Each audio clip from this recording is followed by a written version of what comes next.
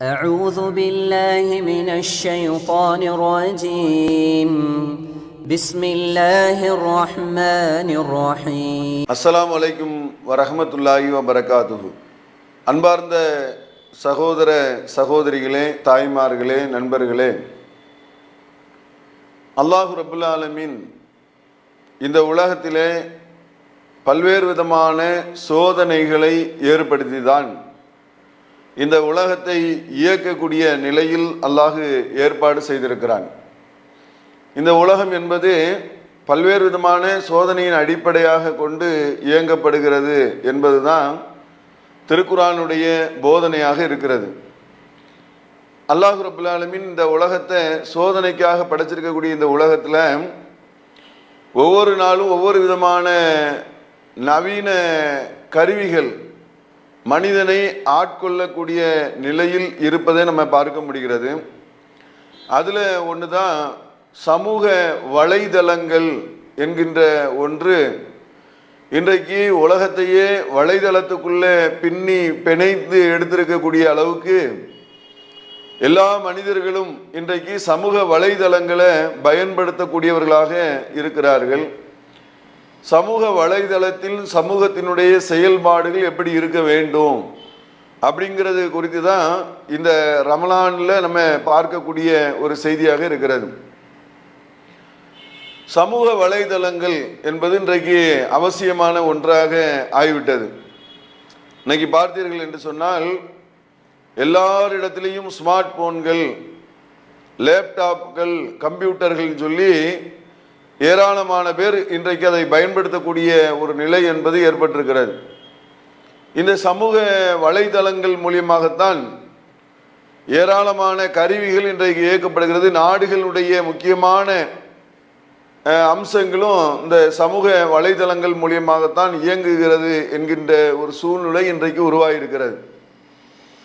ஆனால் அதில் ஏராளமான நன்மைகள் இருப்பது போன்றே நிறைய தீமைகளும் அதில் மலிந்து கிடக்கிறது என்கிற யதார்த்தமான உண்மையை நம்ம மறுத்துவிட முடியாது. நிறைய தீமைகள் இன்றைக்கு சமூக வலைதளங்களில் சர்வசாதாரணமாக மலிந்து கிடக்கக்கூடிய ஒரு சூழ்நிலை இருக்கிறது. ஆபாசங்கள் மலிந்து கிடக்கிறது, வீணான விளையாட்டுகள் அதில் மலிந்து கிடக்கிறது, தேவையில்லாத செய்திகள் மலிந்து கிடக்கிறது, பொய்யான தகவல்கள் அதில் பரவி கிடக்கிறது, தேவையற்ற மனதிற்கு நெருக்கடியை ஏற்படுத்தக்கூடிய கொடூரமான காட்சிகள் அதிலே மலிந்து வந்து கொண்டிருக்கிறது. நிறைய பொய்யான தகவலோடு சேர்ந்து அந்த பொய்க்கு பின்னால் உள்ள ஏராளமான செய்திகளும் இன்றைக்கு மக்களை வலம் வந்து கொண்டிருக்கிறது. சிறார்கள் முதற்கொண்டு பெரியவர்கள் வரை எல்லா தரப்பில் உள்ள மக்களையும் இன்றைக்கு ஆட்கொள்ளக்கூடியதாக சமூக வலைதளங்கள் நிறைய தீமைகளை உருவாக்கி கொண்டிருக்கிறது என்கின்ற விஷயத்தை நம்ம பார்க்கிறோம். நன்மையான விஷயங்களை அப்படியே வைத்துக் கொள்ளுங்கள். நன்மையான விஷயங்கள் நிறைய இருக்கிறது. அதில் பயன்பெறக்கூடிய விஷயங்களை நிறைய என்ன செய்யலாம், நாம் பயன்பெறக்கூடிய காரியங்களை செய்து கொள்ளலாம்.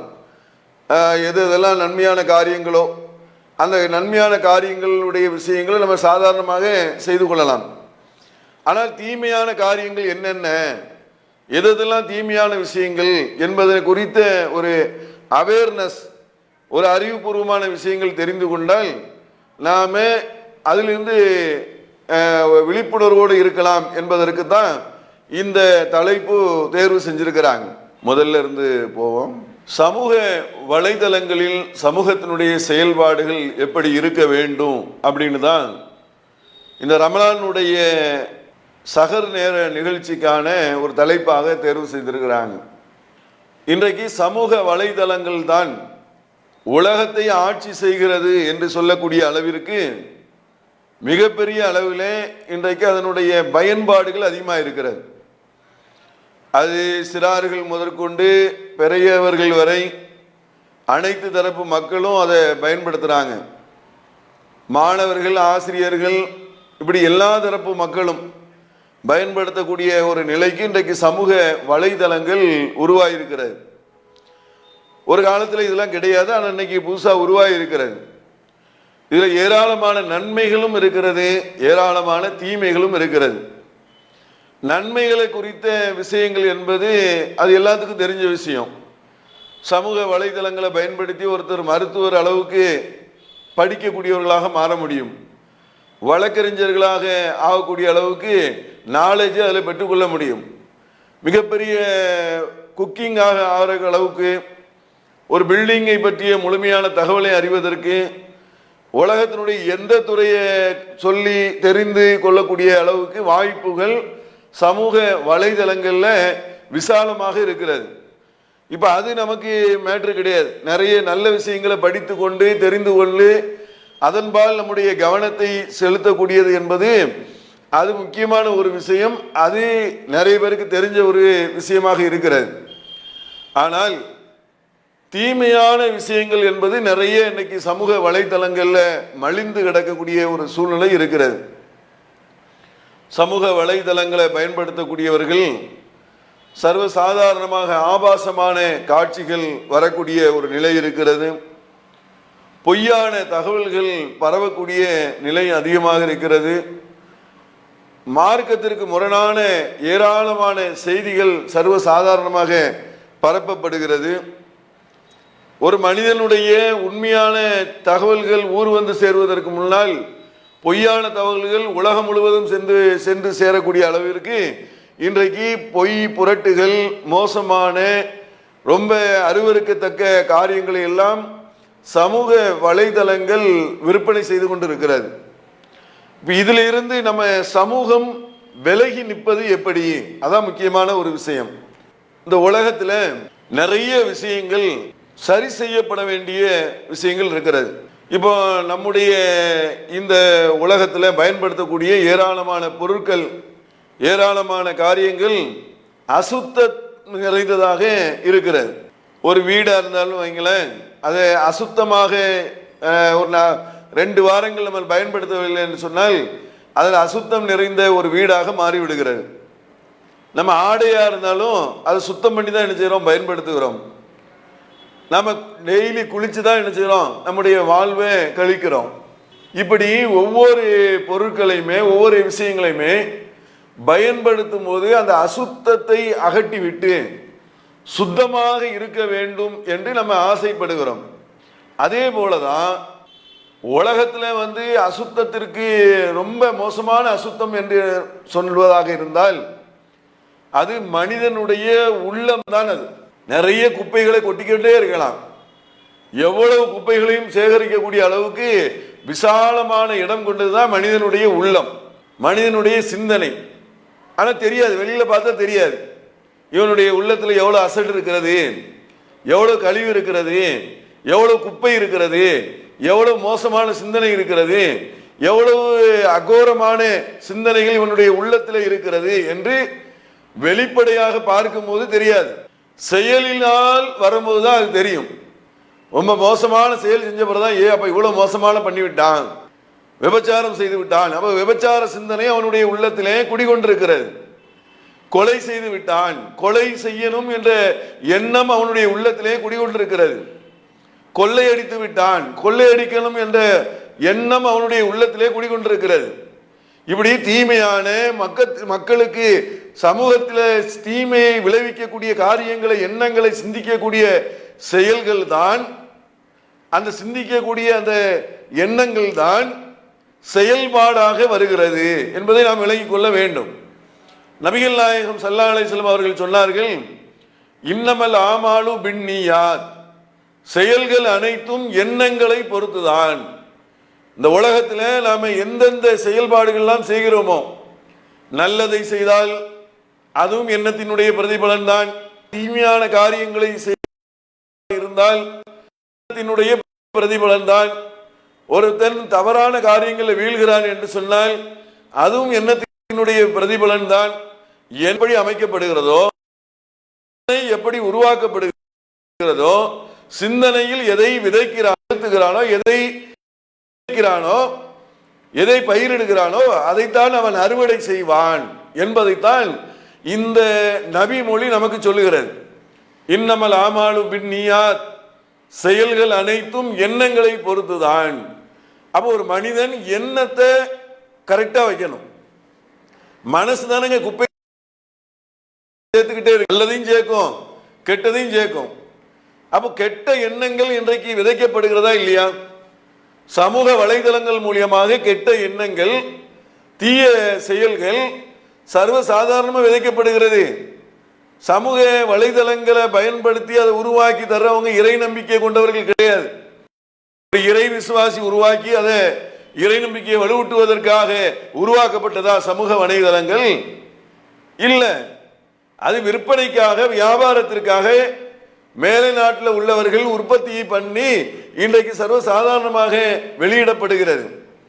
அப்ப நாம என்ன கவனிக்க வேண்டும் என்று சொன்னால், நம்ம சமூக வலைதளங்களை நாம் பயன்படுத்துகிறோம் என்று சொன்னால் அதிலே இறையச்சம் இருக்க வேண்டும், இறைவன் சம்பந்தமான பயம் இருக்க வேண்டும், மறுமை சம்பந்தமான நமக்கு பயம் இருக்க வேண்டும். இறைவன் மறுமையிலே கேள்வி கேட்பான். உனக்கு கொடுக்கப்பட்ட இந்த உலகத்தினுடைய அற்புதங்கள் குறித்து, அருக்கொடைகள் குறித்து, வாழ்நாள் குறித்து, உனக்கு கொடுக்கப்பட்ட பொருளாதாரம் குறித்து மறுமையிலே இறைவன் கேள்வி கேட்பான் என்ற அந்த பய உணர்வு, அச்ச உணர்வு தான் ஒரு மனிதனை செம்மைப்படுத்தும், சீர்படுத்தும். இதை நம்ம கவனிக்கணுமா இல்லையா? யோசிச்சு பாருங்க. இன்றைக்கு சமூக வலைதளங்களை பயன்படுத்துவதனால் ஏற்படக்கூடிய விளைவுகளை பற்றி சொல்லுகிறார்கள். என்னென்ன விளைவுகள்லாம் என்று சொன்னால், இப்ப கணவன் மனைவிக்கு மத்தியிலே குடும்ப உறவில் பாதிப்பு ஏற்படுகிறது அப்படிங்கிறான். அதுவும் சமூக வலைதளங்களில் தான் அந்த அறிக்கைகள்லாம் வெளியிடுகிறார்கள். கணவன் மனைவிக்கு மத்தியிலே குடும்ப உறவுகள் பாதிப்பு இருக்கிறது, குடும்ப நண்பர்களுக்கு மத்தியிலே, சொந்த பந்தங்களுக்கு மத்தியிலே பேச்சுவார்த்தைகள் குறைந்து விட்டது, பேசவே மாட்டுகிறார்கள், அது குறைந்து விட்டது. அதிகமாக கேம், விளையாட்டு என்று வலைதளங்களிலேயே விளையாடி விளையாடி விளையாடி உடல் ரீதியான அந்த விளையாட்டுகள் குறைந்து விட்டது. அதன் காரணமாக ஒரு குறிப்பிட்ட விளையாட்டுகளுக்கு போதையாக மாறி அதிலே முழுமையாக அடிக்ட் ஆகி விடுகிறார்கள். இதெல்லாம் சமூக வலைதளங்களை பயன்படுத்துவதனால் ஏற்படக்கூடிய விளைவை சொல்கிறார்கள். அது மாத்திரமல்ல, அதிகமான செய்திகளை ஒருவர் பெறுவதனால், ஒரு சாப்பிடணும்னு ஒரு விதி இருக்குல்ல, 30 வேளை சாப்பிட்டா என்ன ஆகும்? உடம்பு நாசமா போயிருமா இல்லையா? சாப்பிட்டுக்கிட்டே இருக்கிறேன்னு வைங்க, உடம்பு நாசமா போயிருமா இல்லையா? எந்த பொருளா இருந்தாலும் சரி, உடல் பயிற்சியா இருந்தா 1 மணி நேரம் உடல் பயிற்சி பண்ணணும் அப்படின்னு 15 மணி நேரம் உடல் பயிற்சி பண்ணா என்ன ஆகும்? உடல் பயிற்சியா இருந்தாலும் சரி, உண்ணக்கூடிய உணவா இருந்தாலும் சரி, படிக்கக்கூடிய படிப்பா இருந்தாலும் சரி, பார்க்கக்கூடிய பார்வையா இருந்தாலும் சரி, பேசக்கூடிய பேச்சா இருந்தாலும் சரி, எழுதக்கூடிய எழுத்தா இருந்தாலும் சரி, எந்த ஒரு காரியத்தை மனிதன் செய்வதாக இருந்தாலும் சரி, ஒரு லிமிட்டுக்குள்ள இருந்து அவன் செயல்படுமாயானால் அது எந்த பிரச்சனையும் ஏற்படாது. ஆனால் இப்ப என்ன விஷயம் அப்படின்னு சொன்னால், இப்ப சமூக வலைதளம் வந்த பிறகு ஏராளமான செய்திகளை இன்றைக்கு பார்ப்பதன் மூலியமாக அவனுடைய மனது அமைதியற்ற தன்மை ஏற்படுகிறது என்று ஒரு அறிக்கை சொல்லுகிறது. அது மாத்திரமல்லாமல் அதிகமான செய்திகளை அவன் பெறுவதனால் மனது சோர்வடைகிறது, உற்சாகம் இழந்து விடுகிறான், அவன் சுறுசுறுப்பை இழந்து விடுகிறான். நார்மலாக மற்ற காரியங்களை செய்வதிலே அவன் பலகீனமான உடல் சோர்வை ஏற்படுகிறது என்று இந்த சமூக வலைதளங்கள் மனிதனுடைய உடல் சோர்வை ஏற்படுத்துகிறது அதிகமான பயன்பாட்டினால். இதெல்லாம் நடக்குதா இல்லையா? இன்னைக்கு சாதாரணமாக, சர்வ சாதாரணமாக நிறைய நடக்கிறது. அது மாத்திரமல்ல, ஒப்பீடு செய்து அதன் மூலியமாக அவனுடைய மன இறுக்கம் ஏற்படுகிறது. பெரிய பெரிய மாளிகைகள், பெரிய பணக்காரர்கள், இது மாதிரியான பெரிய பெரிய காட்சிகள், இதையெல்லாம் பார்க்கும்போது அவன் ஒப்பிட்டு பார்க்கிறான். தன்னுடைய வீடை பார்க்கிறான், அந்த வீடை பார்க்கிறான், தன்னுடைய பிள்ளையை பார்க்கிறான், அடுத்தவன் பிள்ளையை பார்க்கிறான், தன்னுடைய தொழிலை பார்க்கிறான், அடுத்தவனுடைய தொழிலை பார்க்கிறான். இப்படி ஒவ்வொன்றையும் ஒப்பிட்டு ஒப்பிட்டு பார்த்து பார்த்து இந்த இணையதளம் என்று ஒன்று வந்த பிறகு ஒப்பீடு அதிகமாகி அதன் காரணமாக மன இறுக்கத்திற்கு அவன் ஆளாக்கப்படுகிறான் என்றும் சமூக வலைதளங்கள் சம்பந்தமான பாதிப்புகள் சொன்ன ஏராளமான பாதிப்புகளை சொல்கிறார்கள். ஒரு முஸ்லிம் எப்படி இருக்க வேண்டும்? ஒரு முஸ்லிம் எவ்வளவு பெரிய வலைதளம் வரட்டும், எவ்வளவு ஆபத்து நிறைந்த ஒரு காரியங்கள் உலகத்தில் உருவாகட்டும், ஒரு முஸ்லிம் எப்படி நடந்து கொள்ள வேண்டும், அதுதான் இங்க பாடம், அதான் இங்க படிப்பினை, அதான் இஸ்லாம் கற்றுத்தந்த வாழ்க்கை நெறி. இஸ்லாமிய மார்க்கம் அற்புதமான வாழ்க்கை நெறியாக திருக்குரானை நமக்கு தந்திருக்கிறது. திருக்குரானை படிப்போர் உண்டா, அதை கேட்போர் உண்டா, அதை சிந்திப்போர் உண்டா, அதை தன்னுடைய வாழ்வில் கொண்டு வருவோர் உண்டா, மற்றவர்களுக்கு போதிப்போர் உண்டா, அதன்படி நடப்போர் உண்டா என்று கேட்கக்கூடிய அளவிற்கு திருக்குரானோடு அந்நியப்பட்ட நிலையில் இன்றைக்கு சமுதாயம் தள்ளி நிற்கிறது. யோசிச்சு பாருங்க. திருக்குரான் என்பது அல்லாஹ் ரப்பல் ஆலமீன் சொல்றான், தாலிக்கல் கிதாபி ஹுதல் லில் முத்தகீன், வேதம், இது எந்த சந்தேகமும் இல்லை, இறைவனை அஞ்சக்கூடியவர்களுக்கு இது நேர் வழிகாட்டியாக இருக்கிறது. எவ்வளவு அற்புதமான வேதம் பாருங்க. இந்த குரான் அற்புத வேதம், எப்படி வழிகாட்டியாக இருக்கிறது. அல்லாஹ் ரப்பல் ஆலமீன் சொல்கிறான், இந்த குரான் மனித சமுதாயத்துக்கு அருளப்பட்டது, உங்களுக்கு முன் சென்றோர் நோன்பு கடமையாக்கப்பட்டது போல் உங்களுக்கும் குறிப்பிட்ட நாட்களில் நோன்பு கடமையாக்கப்பட்டிருக்கிறது. லஅல்லகும் தத்தகூன், மூலியமாக நீங்கள் இறையச்சம் உடையவர். அல்லாஹ் அந்த நோன்பை கடமையாக்கி இருக்கிறான். நோன்பு கடமையாக்கப்பட்டதனுடைய நோக்கம் என்ன தெரியுமா? இறையச்சம் உடையவராக ஆக வேண்டும். நோன்பு வந்ததுக்கு காரணம் என்னன்னு சொன்னால், சஹரு ரமலான் அல்லதி உன்சில ஃபீஹில் குர்ஆன் ஹுதல் லின்னாஸ், இது ரமலான் மாதத்தில் தான் அருளப்பட்டது, இது மனிதர்களுக்கு நேர் வழிகாட்டியாக இருக்கிறது. குர்ஆனை படியுங்கள், குர்ஆனை தெரிந்து கொள்ளுங்கள், குர்ஆனை ஒவ்வொரு நாளும் படிப்பதற்குண்டான நேரத்தை ஒதுக்குங்கள். உலகத்தினுடைய எந்த ஒரு தீமைகளையும் எதிர்த்து நிற்கக்கூடிய ஆற்றல், வல்லமை, சக்தி திருக்குரானுக்கு இருக்கிறது, திருக்குரானுடைய வசனங்களுக்கு இருக்கிறது. திருக்குரானுடைய வசனங்கள் நம்முடைய உள்ளத்தில் ஏற்றப்பட்டால், அது சிந்தனைக்கு ஊட்டப்பட்டால், சிந்திக்கக்கூடியவர்களாக இருப்போமே, ஆனால் அந்த குரான் நம்மளை வழி நடத்தக்கூடியதாக இருக்கிறது என்கின்ற விஷயத்தை நம்ம விளங்கி கொள்ள வேண்டும். குரானை பற்றி அல்லாஹ் சொல்லும் போது, இந்த குரானை ஒரு மலையின் மீது நாம் இறக்கி இருந்தால் அது இறைவனுடைய அச்சத்தால் நொறுங்கிவிடும் அப்படிங்கிற அல்லாஹ். இந்த குரான் எப்படிப்பட்ட வசனம் தெரியுமா? அதனுடைய வலு எப்படி தெரியுமா? கடுமையானது, பலம் நிறைந்தது, ஆற்றல் நிறைந்தது. எந்த அளவுக்கு ஆற்றல் நிறைந்தது தெரியுமா? அதாவது ஒரு அணுகுண்டை இன்னைக்கு சொல்கிறார்கள், பல ஹிரோஷிமா நாகசாகிகளே அமெரிக்கா ஜப்பான் மீது குண்டு போட்ட அந்த குண்டு என்பது மிகப்பெரிய பாதிப்பை ஏற்படுத்தியது, ஏராளமான பேரை கொண்டு குமித்தது. அணுகுண்டு என்பது ஒரு படக்கூடிய பொருட்களை எல்லாம் பஸ்மமாக்கிவிடும். சவுரா இருந்தாலும் சரி, இரும்பா இருந்தாலும் சரி, மனிதராக இருந்தாலும் சரி, கல்லா இருந்தாலும் சரி, முள்ளா இருந்தாலும் அப்படியே பஸ்மமாக்கி ஒன்னில்லாமல் ஆக்கிவிடும். அவர் சின்ன அளவுல வெயிட்ல உள்ள ஒரு அணுகுண்டு மிகப்பெரிய பாதிப்பை ஏற்படுத்துகிறது. அல்லாஹ் சொல்லுகிறான், இந்த குரான் எப்படின்னு சொன்னால் ஒரு மலையே தகர்க்கக்கூடிய அளவுக்கு ஆற்றல் உள்ளது, வல்லமை உள்ளது, அதனுடைய பவர் அப்படிப்பட்டது என்று அல்லாஹ் ரப்பல் ஆலமீன் குரானுடைய வசனம் மனிதனை வழி நடத்தும், குரானுடைய வசனம் மனிதனை சிந்திக்க தூண்டும், குரானுடைய வசனம் மனிதனுடைய உள்ளங்களை வென்றெடுக்கக்கூடிய தன்மை கொண்டது, குரானுடைய வசனம் மனிதர்களை பணிய வைக்கும், குரானுடைய வசனம் மனிதர்களை விஞ்ஞானியாக ஆக்கும், குரானுடைய வசனம் மனிதனுடைய உள்ளத்தை அமைதிப்படுத்தும், குரானுடைய வசனம் மனிதனுடைய வாழ்வு குறித்த தெளிவை அவனுக்கு உருவாக்கும், குரானுடைய வசனம் மனித வாழ்வினுடைய பிறப்பு இறப்பினுடைய அனைத்து அம்சங்களுக்குண்டான வழிகாட்டுதலை ஏற்படுத்தும். இப்படி அற்புதமான குரானை அல்லாஹ் ரப்பல் ஆலமீன் நமக்கு தந்திருக்கிறான். யோசிச்சு பாருங்க, இன்னைக்கு சமூக வலைதளங்களை பயன்படுத்தக்கூடிய ஏராளமான மக்கள் குரானை பயன்படுத்துகிறோமா? சமூக வலைதளங்களிலிருந்து விழாமல், அதுல வீழ்ந்து விடாமல் இருக்குன்னா குரானின் பால் நம்முடைய சிந்தனையை நம்ம உருவாக்க வேண்டும், சிந்திக்க வேண்டும்.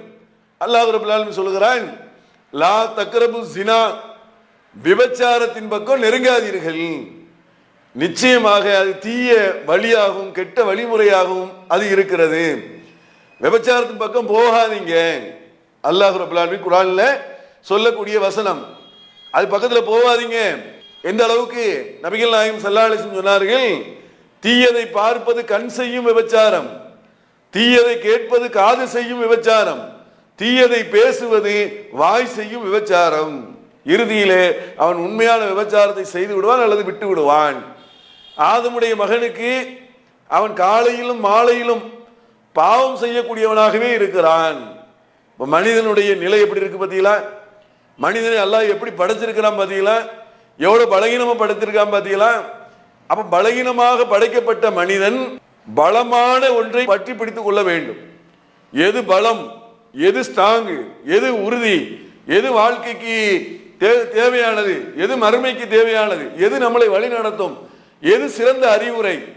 ஒரு பெத்த தகப்பனுடைய அறிவுரை ஒரு மகனுக்கு பிள்ளைக்கு எவ்வளவு உயர்ந்ததாக இருக்கும், பெற்றோருடைய அறிவுரை எவ்வளவு உயர்ந்ததாக இருக்கும், படைத்தவனுடைய அறிவுரை அதை விட உயர்ந்தது அல்லவா? யோசிச்சு பாருங்க. படைத்தவன் உலகத்திலே மனிதன் எப்படி சிந்திப்பான், எப்படி நடப்பான்? அல்லாஹ் சொல்லுகிறான், மனிதனை நாம் படைத்தோம். யோசிச்சு பாருங்க, மனிதனை நாம் படைத்தோம், அவனுடைய உள்ளம் என்ன சிந்திக்கிறது என்பதை நாம் அறிவோம். முடிஞ்சு போச்சு. உள்ளம் என்ன சிந்திக்குங்கிறத நான் அறிவேன், எனக்கு தெரியும். உன் மனசு என்ன சிந்திக்கும் எனக்கு தெரியாதா? மற்றவர்களுக்கு மூடி மறைக்கலாம், தெரியாமல் இருப்பதற்கு நடிக்கலாம், விளங்காம இருப்பதற்கு செயல்படுத்தலாம், உலக சமுதாயத்துக்கே தெரியாம போயிடும். ஆனால் இறைவன் சொல்லுகிறான், மனிதனை நான் படைச்சேன், அவன் உள்ளம் என்ன சிந்திக்குங்கிறத நான் அறிவேன். எனக்கு தெரியாம உலகத்துல எதுவுமே கிடையாது. எந்த அளவுக்கு லுக்மான் என்ற நல்லடியார் அவர் மகனுக்கு உபதேசம் செய்ததை அல்லாஹ் ரப்பல் ஆலமீன் சொல்லுகிறான், அருமை மகனே, அல்லாஹ் எப்படிப்பட்டவன் தெரியுமா? ஒரு கடுகு விதை அளவு ஒரு பொருள் இருந்து அது வானத்திலேயோ பூமியிலேயோ அகால இடத்திலேயோ இருந்தாலும் அல்லாஹ் அதை கொண்டு வருவதற்கு ஆற்றல் உடையவன், வலுவான ஆற்றல் மிக்கவனாக இருக்கிறான். எந்த அளவுக்கு ஒரு மரத்தினுடைய இலை உதிர்வதும் அவனுக்கு தெரியாமல் இல்லை. அல்லாஹ்வுக்கு தெரியாம உலகத்துல எதுவுமே கிடையாது. யோசிச்சு பாருங்க. இந்த இறைச்சம் மனிதனுக்கு வேண்டுமா இல்லையா? நம்மள எத்தனை பேர் ஒவ்வொருவரும் சிந்திச்சு பாருங்க. ஒரு காலத்துல நம்முடைய வீடுகளிலே குர்ஆன் ஓதப்படக்கூடிய வீடுகள் ஏராளமான வீடுகள் இருந்தது. அப்படியே முஸ்லீம் தெருவுக்கள்ல போனோம்னா குர்ஆன் ஓதுற சத்தங்களா கேட்கும். ஏதாவது யாசீனோ இல்லது ஏதாவது குர்ஆனுடைய வசனங்களையோ அஜ்ஜுசுவையோ உட்கார்ந்து ஓதுவார்கள். சில இடங்களில் மகரிபுக்கு பிறகு ஓதுவார்கள். சில பிதத்தான விஷயங்கள் தவறு என்று நம்ம சுட்டி காட்டிய பிறகு நம்மகிட்ட இருந்த நன்மையான காரியங்களும் அப்படி விலகிவிட்டது. எந்த வீட்லையாவது, யாராவது ஒரு வீட்லையாவது, ஏதாவது ஒரு முஸ்லீம் தெருவில் குர்ஆன் ஓதப்படக்கூடிய வீடு என்று ஒன்று இன்றைக்கு இருக்கிறதா? யோசிச்சு பாருங்க. ஏதாவது ஒரு வீட்டில் இன்றைக்கு குர்ஆன் ஓதுகிறார்களா? குர்ஆன் ஓதுற சத்தம் கேட்கக்கூடிய வீடு கொஞ்ச நேரம் பாருங்க. இந்த வீட்டில் குர்ஆன் ஓதுறாங்க, கொஞ்சம் நின்று கேட்டுட்டு போவோம். குர்ஆன் வசனங்கள் ஓதப்படுகிறது, நல்லா இருக்குது, கொஞ்ச நேரம் திண்ணையில் உட்கார்ந்து கேட்போம் அப்படின்னு ஒரு வீடு இருக்கிறதா? நபிகள் நாயகம் ஸல்லல்லாஹு அலைஹி வஸல்லம் அவங்களுடைய காலத்தில் அபூபக்கர் சித்திக் ரலியல்லாஹு குர்ஆன் ஓதுவார்கள். அது இறை மறுப்பாளர்களுடைய உள்ளங்களை ஈர்க்கக்கூடிய அளவில் இருந்ததுனால சில இறை மறுப்பாளர்கள் அதனாலே ஃபைட் பண்ணியிருக்கிறாங்க. இந்த குர்ஆனை ஓதுகிறது அவங்களுடைய உள்ளங்கள் அது காயப்படுத்துகிறது, தீயவர்களுடைய உள்ளங்கள் காயப்படுத்துகிறது. நல்லோருடைய இறைச்சமுடைய இறைவனை எதிர்பார்த்திருக்கக்கூடிய அந்த மக்களுடைய உள்ளங்களை அது ஈர்க்கிறது. அப்படி காந்த மாதிரி ஈர்க்கக்கூடிய ஆற்றல் குர்ஆனுக்கு இருக்கிறது, ஈர்க்கக்கூடிய தன்மை குர்ஆனுக்கு இருக்கிறது. அப்ப ஈர்த்து மக்களுடைய உள்ளங்களை அதன்பால் ஈர்க்கக்கூடிய கவரக்கூடிய ஒரு தன்மை குர்ஆனுக்கு இருக்கக்கூடிய அந்த ஆற்றலை, அந்த வல்லமையை, அந்த சக்தியை, அந்த வலுவான ஒரு பவரை, அணுகுண்டை விட ஆற்றல் மிக்க ஒரு பவரை நாம குர்ஆனை வைத்திருக்கிறோம், ஆனா படிக்க மாட்டேங்கிறோம். எப்படி இந்த சமூக வலைதளங்கள்ல இருந்து நம்மளை பாதுகாக்க முடியும்? யோசிச்சு பாருங்க.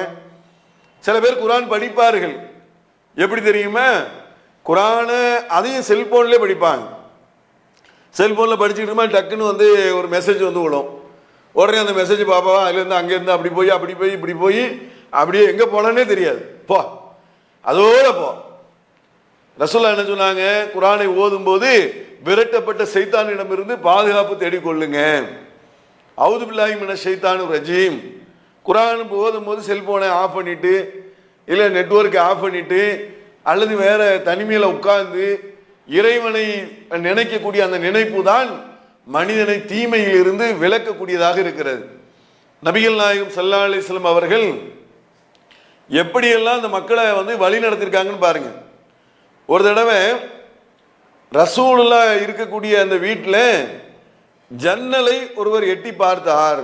ரசூலுல்லாஹ் நினைச்சாங்கன்னா ஒரு கம்பியை, அந்த முடி சீவக்கூடிய அந்த ஈர்வலின்னு சொல்லுவாங்க இல்லையா, அந்த கம்பியை எடுத்துட்டு போய் கண்ணை குத்திருவேன் என்று சொல்லி ஓடி போய் அவரை தண்டிப்பதற்கு போனாங்கங்கிற விஷயத்தை பார்க்கிறோம்.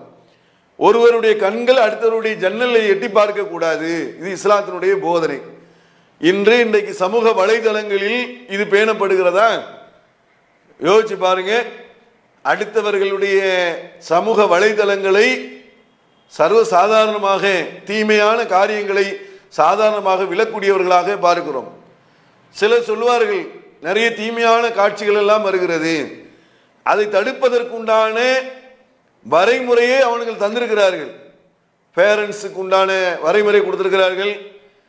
அதே மாதிரி சென்சிட்டிவ் கண்டென்ட் என்று வைத்திருக்கிறார்கள். அதை நம்ம கிளிக் பண்ணி அதை நிப்பாட்டிட்டோன்னு சொன்னால் தீமையான வலைதளங்களில் தீமையான காரியங்கள் எல்லாம் விழாது. இன்னைக்கு சின்ன பிள்ளைகிட்டலாம் செல்போன் சர்வசாதாரணமாக இருக்கிறது. யோசிச்சு பாருங்க, உண்மையா இல்லையா? நம்ம வீட்டு பிள்ளைகளிடத்துல செல்போன் வச்சுதான் அவன் பாட்டு அமைதியா இருக்கிறான், பேசாம இருக்கிறான். நான் சமைக்கிறதுக்கு டிஸ்டர்ப் இல்லை, நான் பேசுறதுக்கு டிஸ்டர்ப் இல்லை, நான் நாடகம் பார்க்கறதுக்கு டிஸ்டர்ப் இல்லை. அவன் செல்போன்ல என்ன பார்த்துக்கிட்டு இருக்கிறான், எப்படி என்ன காரியங்கள் நடந்துகிட்டு இருக்கிறது, பிள்ளைகளுடைய வாழ்க்கை எப்படி போகும், மனநிலைகள் எப்படி ஆகும், எதை பத்தியும் கவலைப்படாத ஒரு சமூகம் இன்றைக்கு உருவாகி கொண்டிருக்கிறது. அப்போ அதை தடுப்பதற்கு என்ன வழி? நபிகள் நாயகம் ஸல்லல்லாஹு அலைஹி வஸல்லம் சொன்னாங்க, அலா குல்லுக்கும் ராயின் வ குல்லுக்கும் மஸ்கூலுன், உங்களிலே ஒவ்வொருவரும் பொறுப்புதாரர் தான். உங்களுடைய பொறுப்புகளை குறித்து நாளை மறுமையில் இறைவன் விசாரிப்பான், இறைவன் கேட்பான். பிள்ளையை பெத்தல்ல, ஒரு ஆம்பளை பிள்ளை வேணும், ஒரு பொம்பளை பிள்ளை வேணும், ஒரு வாரிசு வேணும் அப்படின்னு பெத்து எடுத்து வளர்த்தல்ல, அந்த பிள்ளையை எப்படி வளர்க்கணுங்கிற ஒரு நாலேஜ் வேண்டாமா?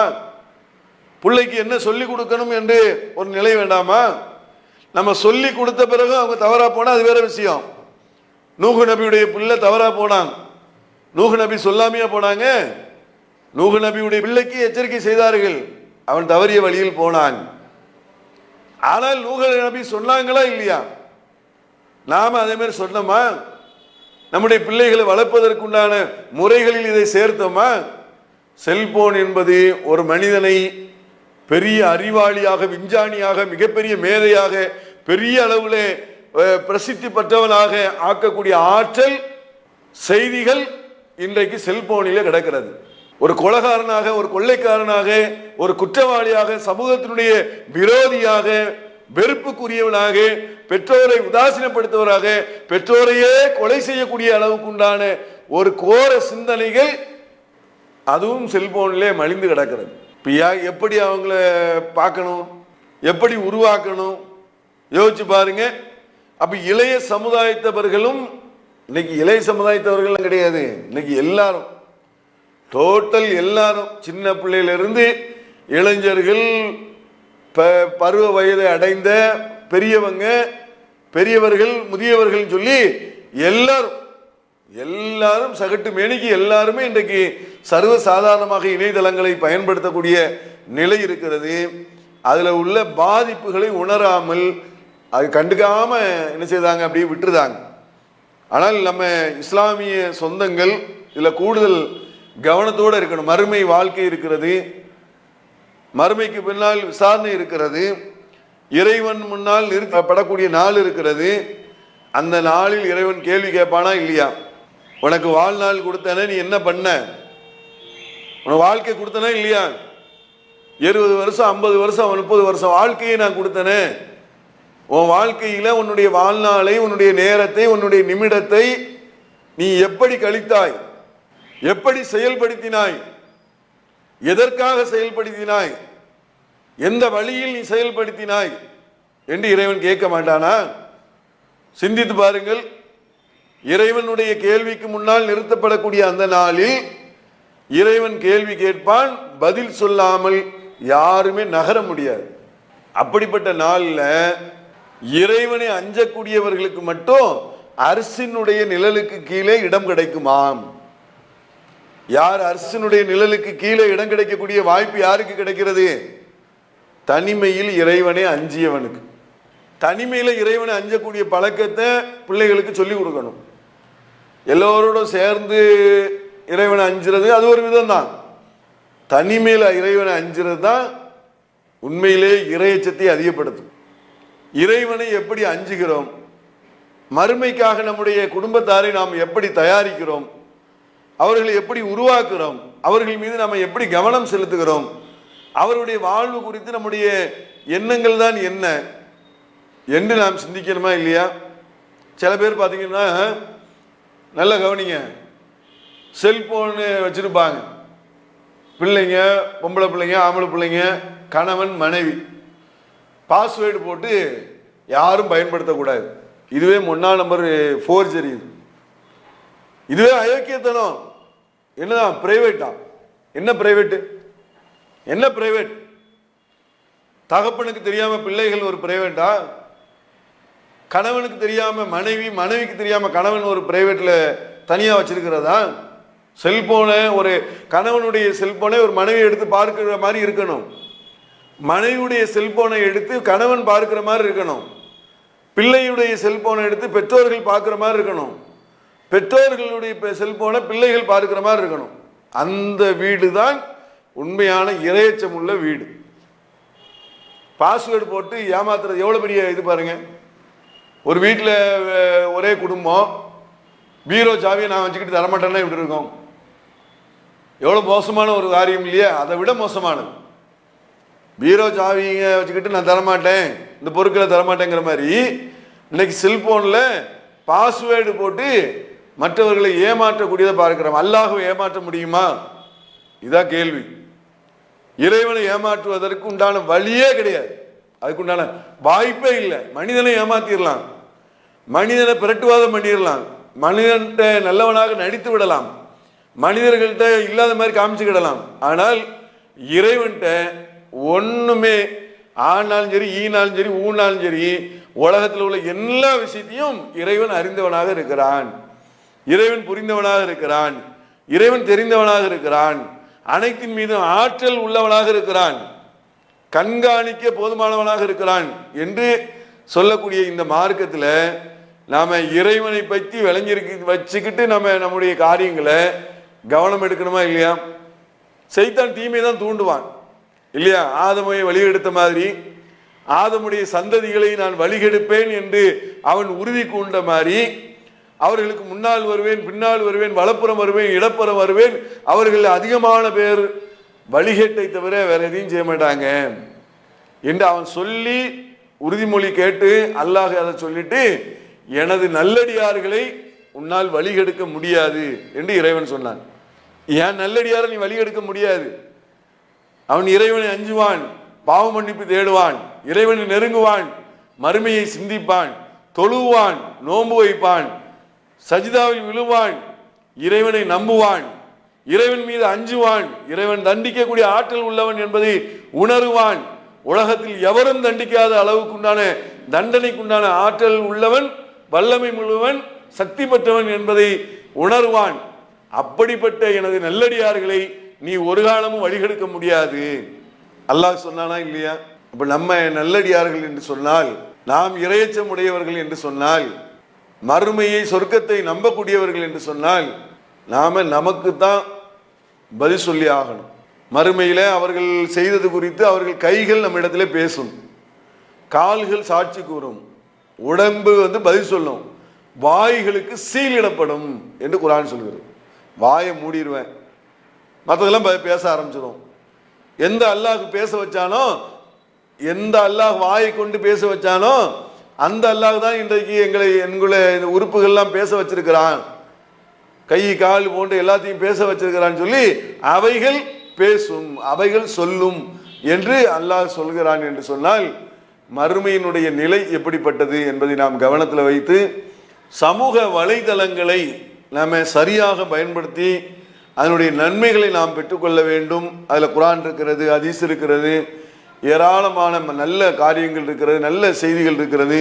அதை பயன்படுத்தக்கூடியவர்களாக இருக்கணும். தீமையிலிருந்து நாம் விலகியவர்களாக இருக்கணும். தீமை பரவக்கூடிய அந்த விஷயங்களிலிருந்து நாம் முற்றிலுமாக விலகி மறுமையினுடைய விசாரணை நாளில் அல்லாஹ்வுடைய தூதர் சொன்னார்கள், லுலுமாத்தி யௌமில் கியாமா, இருள் என்பது கியாமத்தினாலுடைய இருள் தான் உண்மையான இருளாகும். வேதனை என்பது அதான் உண்மையான வேதனை அப்படின்னு ரசூலுல்லாஹ் சொன்னாங்க. அந்த வேதனையிலிருந்து மீளக்கூடியவர்களாக, மீண்டு வரக்கூடியவர்களாக நாம் இருக்க வேண்டும் என்று சொன்னால், இந்த உலகத்தில் இன்றைக்கு வலை என்ற தளங்கள் எப்படி மீன்களை மற்ற விஷயங்களை, பூச்சிகளை வலை பின்னி சிலந்தி பிடிக்கிறதோ, அதே மாதிரி மனிதனை இந்த வலைதளங்கள் பின்னி பிணையக்கூடிய ஒரு நிலை இருக்கிறது.